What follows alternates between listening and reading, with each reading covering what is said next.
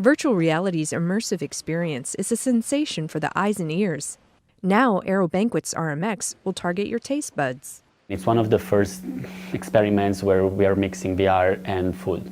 At the James Beard House in New York, Mattia Casaleño has created a VR dining experience that lets guests taste food in a new way. We are so much used to eat with our own eyes, of course, right? Whenever we go to a restaurant, for example, we sort of already have an idea of how things might taste like, right? If I order a particular item versus particular things, I start to have expectations. With this VR experience, guests should expect the unexpected.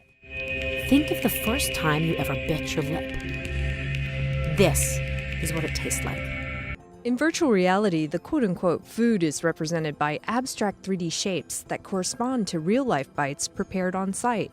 Guests can interact with these virtual shapes and forms, and then literally eat them.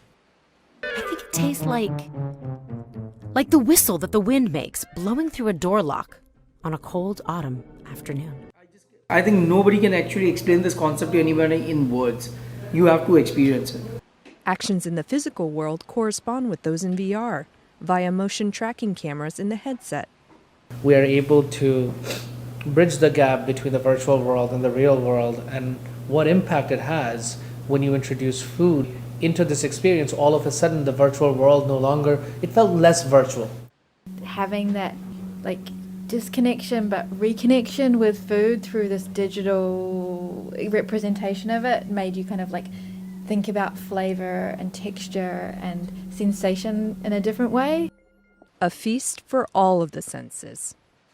Tina Trinh, VOA News, New York.